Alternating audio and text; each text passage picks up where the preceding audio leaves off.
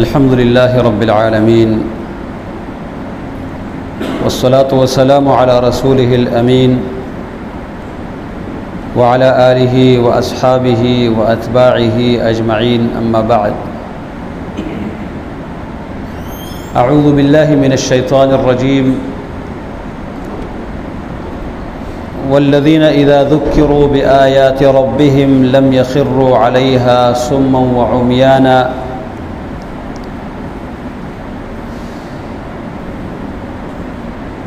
اللہ تبارک و تعالیٰ نے اپنے بندوں کی رہنمائی کے لیے ایک ایسی کتاب نازل فرمائی ہے جس کتاب کا اثر، اس کی تأثیر، اس سے وہ لوگ جو رسول اللہ صلی اللہ علیہ وسلم کے دشمن تھے اور آپ صلی اللہ علیہ وسلم کے خلاف پروپیگنڈا کرنے والے لوگ تھے، وہ بھی واقف تھے کہ اس کتاب کا، اس کلام کا، اس قرآن کا اتنا اثر ہے کہ انہوں نے رسول اللہ صلی اللہ علیہ وسلم کو ساحر کا لقب دیا، جادو کرنے والا، کیونکہ ان کو پتہ تھا کہ جادو کا اثر ہوتا ہے، اور یہ بھی ان کو معلوم تھا کہ یہ نبی جو کلام لوگوں کے سامنے پیش کرتا ہے اس کلام میں بھی اثر ہے۔ ان کی یہ بات کہ یہ جادو ہے، یہ تو اپنی طرف سے بناوٹی بات تھی، لیکن یہ بات وہ اس لیے کہتے تھے کہ اس کلام کا اثر ان کو معلوم تھا۔ وہ لوگ جو بڑے سخت ترین دشمن تھے اللہ کے نبی صلی اللہ علیہ وسلم کے، رسول اللہ صلی اللہ علیہ وسلم کے پاس آئے اور آپ صلی اللہ علیہ وسلم نے ان کے سامنے اللہ تعالیٰ کا کلام سنایا، وہ ایمان لائے بغیر نہیں رہے، یہاں تک کہ ایسے لوگ بھی آئے جن کو اتنا ڈرایا گیا تھا کہ رسول اللہ صلی اللہ علیہ وسلم کے قریب آنا بلکہ آپ کو دیکھنا بھی وہ گوارا نہیں کرتے تھے۔ طفیل ابن عمر الدوسی رضی اللہ تعالیٰ عنہ دوس قبیلے کے ایک بڑے سنجیدہ سمجھدار چودھری ہے، ایک رئیس ہے۔ وہ کہتا ہے جب میں مکہ گیا، مکہ کے لوگوں نے مجھے راستے میں آ کر مجھے ڈرایا اور کہا کہ تم مکہ تو جا رہے ہو، لیکن آپ کو پتہ ہے یہاں ایک شخص آیا ہے جس کا کلام بڑا مؤثر ہے، انسان کے اوپر جو کلام وہ پڑھتا ہے تو انسان اس کا ہی گرویدہ ہو جاتا ہے، تو خیال رکھنا کہیں اس کا کلام نہ سننا، اس کی باتیں نہ سننا۔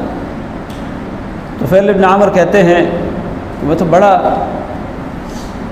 ڈر گیا کہ کہیں ایسا نہ ہو اس بندے کی بات کہیں سن نہ لوں، تو میں نے روئی کے ٹکڑے اپنے کانوں کے اندر ٹونس دیے، اس ڈر کی وجہ سے کہ کہیں نہ چاہتے ہوئے بھی، بغیر ارادے کے بھی اس شخص کی بات میرے کانوں سے نہ ٹکرائے۔ کہتے ہیں کہ میں مکہ میں کچھ دن رہا، اپنے کان بند کیا ہوا تھا، لیکن ایک دن میں نے دیکھا جس شخص کے بارے میں لوگوں نے مجھے ڈرایا تھا، بلکہ بعض لوگوں نے مجھے دکھایا کہ وہ سامنے جو اپنی خاص عبادت میں مصروف شخص ہے، یہ شخص ہے، کہیں اس کے قریب نہیں جانا، اس کی باتیں نہ سننا۔ کہتے میں کچھ دیر غور کرتا رہا، پھر میں نے سوچا کہ اللہ تعالیٰ نے مجھے عقل دی ہے، میں لوگوں کے مسائل حل کرتا ہوں، لوگوں کے درمیان فیصلے کرتا ہوں، اللہ تعالیٰ نے مجھے اتنی عقل دی ہے کہ میں غلط اور صحیح کلام کے درمیان تمیز تو کر سکتا ہوں، میں ذرا اس کی بات سنوں، اگر غلط ہے تو چھوڑ دوں، اگر صحیح ہے تو مان لوں، لوگوں کی باتوں میں کیوں آؤں۔ کہتے میں نے وہ کانوں سے روئی نکال کر پھینک دی۔ میں گیا، میں نے اس شخص سے ملاقات کی، میں نے کہا کہ آپ کے پاس کیا جادو ہے، کیا کلام ہے، کس چیز کی دعوت دیتے ہیں؟ کہتے ہیں رسول اللہ صلی اللہ علیہ وسلم نے اللہ تعالیٰ کا کلام میرے سامنے پیش کیا۔ میں نے کہا آپ دوبارہ پیش کریں۔ آپ صلی اللہ علیہ وسلم نے وہ کلام دوبارہ پیش کیا۔ کہتا ہے کہ میں نے کہا یہ تو اللہ تعالیٰ کا کلام ہو سکتا ہے، کسی مخلوق کا کلام نہیں ہے۔ میں نے بڑے بڑے شاعروں کی باتیں سنی ہے، بڑے بڑے ادیب لوگوں کو میں جانتا ہوں، لیکن نہ کسی ادیب کا کلام ہے نہ کسی شاعر کا کلام ہے، یہ واقعی جس رب نے بھیجا ہے اس رب کا کوئی شریک نہیں۔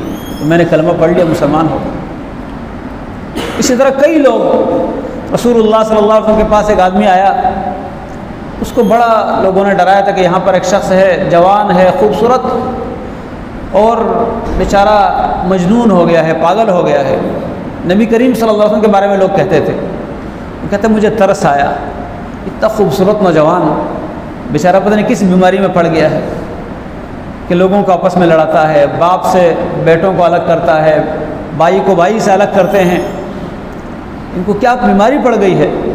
کہتے مجھے ترس آیا تو میں نے اس جوان کو بلایا، اور وہ جوان کون تھا؟ محمد رسول اللہ صلی اللہ علیہ وسلم۔ میں نے کہا بیٹا میں ایسا شخص ہوں کہ میرے ہاتھ پر اللہ تعالیٰ نے بہت سے لوگوں کو شفا دی ہے، میں دم کرتا ہوں، اور جس کو کوئی مرگی کا دورہ ہوتا ہے، کوئی جنات کا چکر ہوتا ہے، کوئی اور بیماری ہوتی ہے، یہ دماغی نفسیاتی بیماری ہوتی ہے، پاگل پن ہوتا ہے، میرے اس دم سے کئی لوگوں کو اللہ نے شفا دی ہے، تو آپ بھی ذرا بیٹھے، میں آپ کو دم کرتا ہوں، شاید آپ کو بھی فائدہ ہو جائے۔ کہتے اس جوان نے مجھے کیا کہا؟ کہا میں پاگل نہیں ہوں، مجھے کوئی بیماری نہیں ہے، میں تو اللہ کا نبی ہوں، میرے اوپر اللہ کی طرف سے وحی آتی ہے۔ میں نے کہا اچھا وحی کیا ہوتی ہے؟ اس نے کہا اللہ تعالیٰ کا کلام۔ میں نے کہا ذرا پڑھ کے سنائیے کیا کلام ہے؟ تو اس نے جو کلام سنایا، مجھے اس کلام سے اندازہ ہوا کہ پاگل یہ نہیں، میں پاگل ہوں، دم کرنے کی ضرورت ان کو نہیں ہے، مجھے ضرورت ہے۔ کہتا ہے میں نے کہا یہ کلام واقعی یہ تو پاگلوں کی باتیں نہیں ہے۔ وہ کلام میں نے سنا، میرے دل میں اثر ہو گیا اور میں مسلمان ہو گیا۔ ایسے کئی واقعات ہیں، اللہ تعالیٰ کے کلام میں اتنا بڑا اثر ہے۔ اللہ تبارک تعالیٰ کا ارشاد ہے لو انزلنا هذا القرآن على جبل لرأيته خاشعا متصدعا من خشية اللہ، اگر یہ قرآن ہم کسی پہاڑ پر بھی اتار دیتے، آپ اس پہاڑ کو ٹکڑے ٹکڑے ریزے ریزے ہو کر دیکھ لیتے، اللہ کے ڈر کی وجہ سے۔ پتھروں کا بنا ہوا، چٹانوں کا بنا ہوا مضبوط پختہ پہاڑ، وہ بھی اس کلام کے سامنے ٹکڑے ٹکڑے ہو جاتا۔ آج ہم یہ قرآن پڑھتے ہیں، یہ قرآن سنتے ہیں، یہ قرآن ہمارے گھروں میں ہے، لیکن کیا ہمارے اوپر اس قرآن کا اثر ہے؟ ہمارے دلوں کے اوپر اس قرآن نے کبھی اثر کیا ہے؟ جبکہ اس قرآن کا اثر یقینی ہے۔ رب العالمین فرماتے ہیں یہ ایسی کتاب ہے مثانی تقشعر منہ جلود الذین یخشون ربہم، جو اپنے رب سے ڈرتے ہیں ان کی کھالیں کردرا ہو جاتی ہیں، مطلب ان کی رونگٹیں کھڑی ہو جاتی ہے، ان کے بال کھڑے ہو جاتے ہیں اللہ تعالیٰ کے ڈر کی وجہ سے اس کلام کو سننے کے ساتھ۔ اس کے بعد کیا ہوتا ہے ثم تلین قلوبہم جلودہم وقلوبہم الی ذکر اللہ، ان کی چمڑیاں اور ان کے دل اللہ کے ذکر کے لیے پھر نرم ہو جاتے ہیں۔ مطلب اس کلام کے سننے کے بعد اس کا اثر بدن پر بھی ہوتا ہے، دل پر بھی ہوتا ہے۔ اور اس کلام کا سب سے بڑا اثر سب سے پہلا اثر وہ کیا ہے کہ جب یہ دل کو لگتا ہے، دل کے اندر نرمی پیدا ہوتی ہے اور آنکھوں کا جو جمود ہے وہ ٹوٹ جاتا ہے، آنکھوں سے آنسو بہنا شروع ہو جاتے ہیں۔ آپ نے قرآن کریم میں نجاشی کا واقعہ سنا ہے، وَإِذَا سَمِعُوا مَا أُنزِلَ إِلَى الرَّسُولِ تَرَىٰ أَعْيُنَهُمْ تَفِيضُ مِنَ الدَّمْعِ،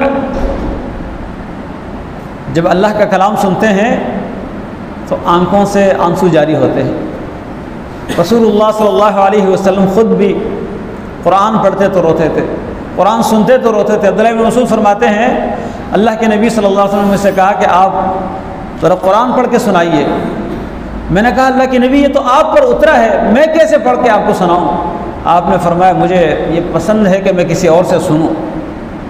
قرآن کا سننا بھی اللہ کے نبی کی سنت ہے، قرآن کو سماعت کرنا سننا یہ بھی نبی کریم صلی اللہ علیہ وسلم کی سنت ہے مستقل، اور اس کا ایک مستقل اجر ہے۔ بلکہ ایک صحابی ابی بن کعب رضی اللہ تعالیٰ عنہ فرماتے ہیں کہ اللہ کے نبی صلی اللہ علیہ وسلم نے مجھ سے کہا کہ مجھے اللہ تعالیٰ نے حکم دیا ہے کہ میں آپ سے قرآن سنوں۔ ابی بن کعب رونے لگے کہ اللہ تعالیٰ نے میرا نام لے کر کہا ہے کہ آپ ابی سے قرآن سنیں، رو پڑے اس بات پر۔ تو رسول اللہ صلی اللہ علیہ وسلم عبداللہ بن مسعود سے فرماتے ہیں کہ آپ قرآن پڑھ کے سنائیے۔ عبداللہ بن مسعود نے فرمایا کہ آپ پر نازل ہوا، میں کیسے پڑھ کے سناؤں؟ فرمایا میں پسند کرتا ہوں۔ عبداللہ بن مسعود فرماتے ہیں میں نے تلاوت شروع کی، پڑھتا رہا، سر جھکایا ہوا تھا۔ نبی کریم صلی اللہ علیہ وسلم نے مجھے اس وقت کہا جب میں اس آیت پر پہنچا فَكَيْفَ إِذَا جِئْنَا مِن كُلِّ أُمَّةٍ بِشَهِيدٍ فَكَيْفَ إِذَا جِئْنَا مِن كُلِّ أُمَّةٍ بِشَهِيدٍ وَجِئْنَا بِكَ عَلَى هَؤُلَاءِ شَهِيدًا، اس وقت کیا حالت ہوگی جب ہم ہر امت میں سے گواہ لا کر کھڑا کریں گے اور آپ کو ان لوگوں پر گواہ بنا کر لائیں گے، پیش کریں گے، اس وقت کیا حالت ہوگی؟ نبی کریم صلی اللہ علیہ وسلم نے فرمایا حسبک، بس کافی ہے۔ فرمایا میں نے جب نظر اٹھا کر دیکھا آپ صلی اللہ علیہ وسلم کے رخسار کے اوپر آنسو بہہ رہے تھے، آپ رو رہے تھے۔ قرآن سن کر رونا یہ اللہ کے نبی صلی اللہ علیہ وسلم کی سنت ہے۔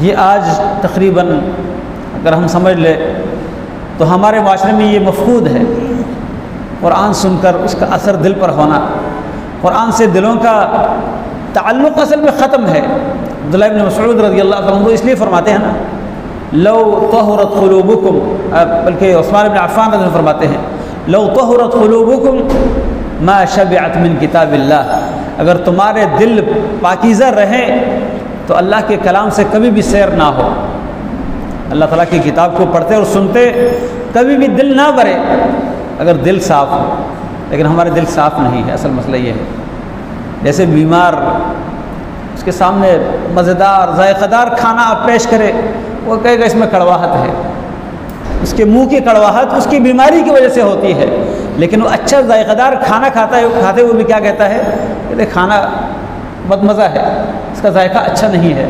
اسی طرح قرآن کے ساتھ ہمارا معاملہ ہے۔ قرآن بہت لذیذ کلام ہے، اس کی لذت ایسی کہ دلوں کو سکون دیتا ہے، ایسا کلام ہے۔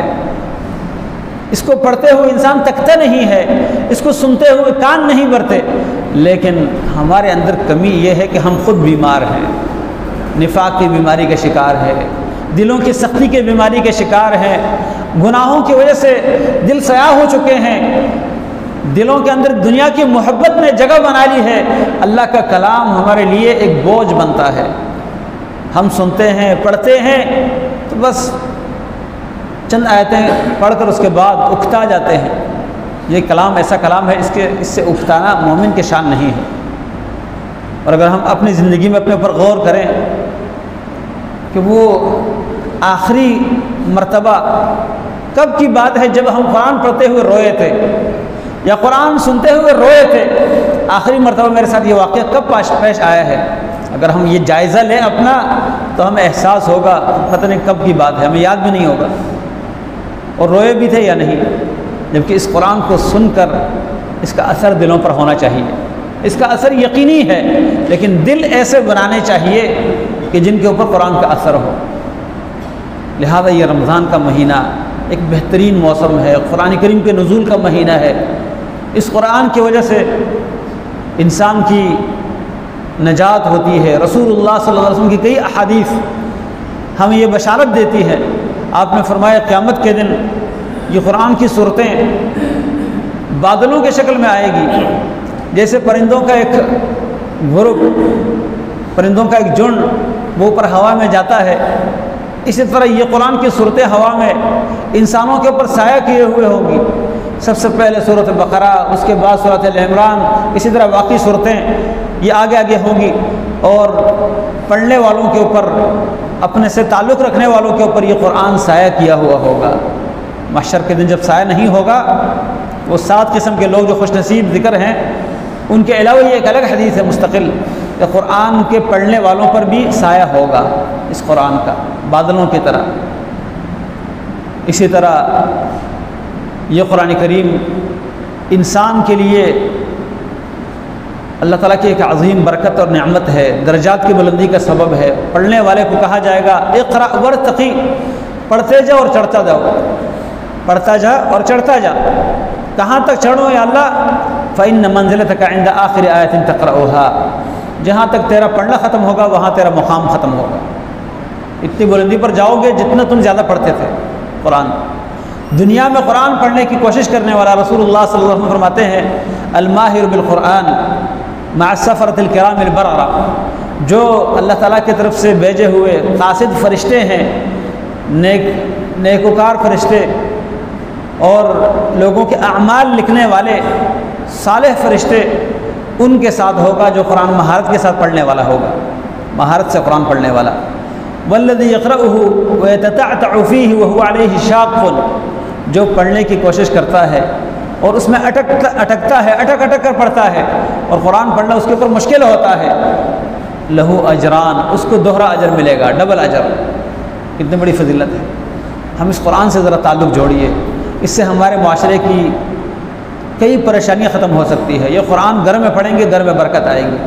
یہاں تک کہ اس کا اثر یہ دیکھا گیا ہے کہ حاملہ خواتین، امید سے جو خواتین ہوتی ہیں، وہ قرآن کی تلاوت کثرت سے کرتی ہے، اس کا اثر ان کے حمل پر بھی ہوتا ہے۔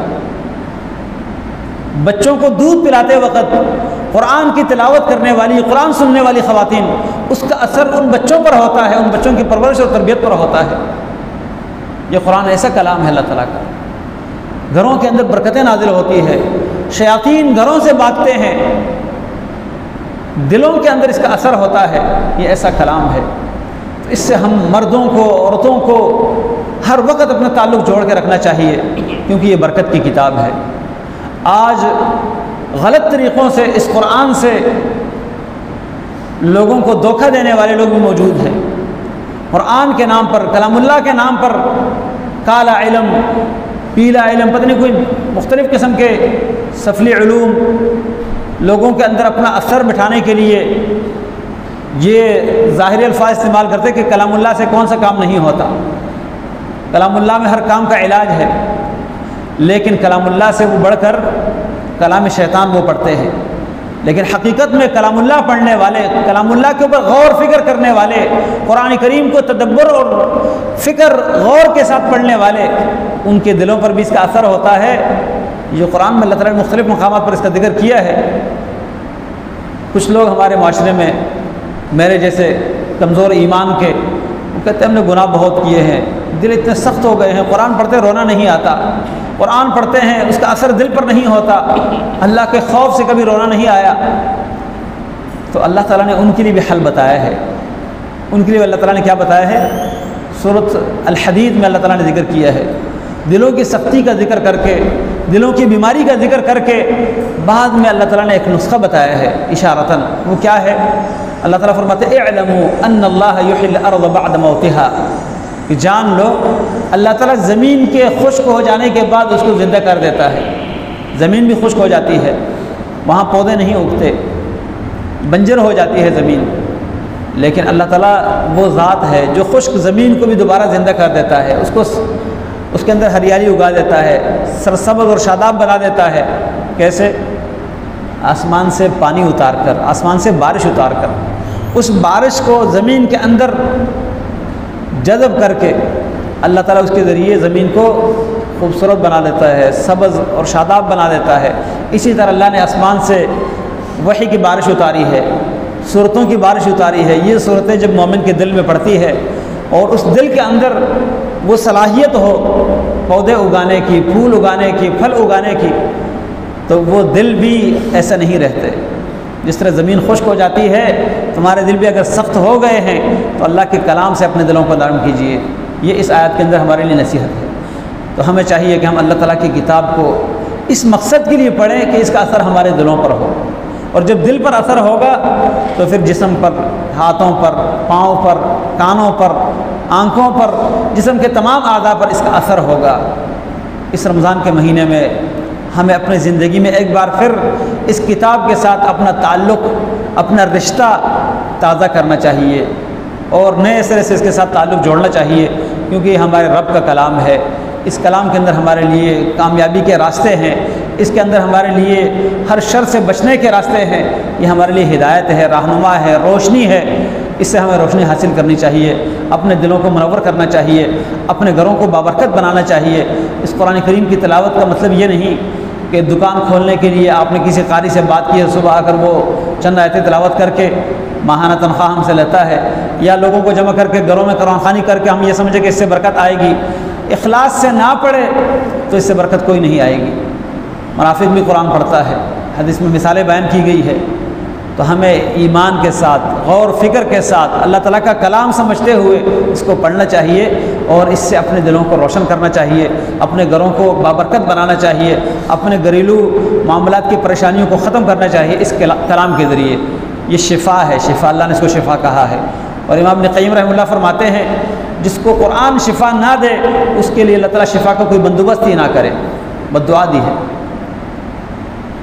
تو اللہ رب العالمین سے دعا ہے اللہ تعالیٰ ہمارے لیے اس قرآن کو شفا بنا دے، ہمارے دلوں کی بیماریوں کو اس قرآن کے ذریعے اللہ تعالیٰ ختم کر دے، اللہ تعالیٰ ہماری اصلاح فرمائے اور ہمارے دلوں کو اس قرآن سے محبت کرنے والے بنا دے۔ اقول قولی ھذا واستغفر اللہ لی ولکم ولسائر المسلمین فاستغفروہ انہ ھو الغفور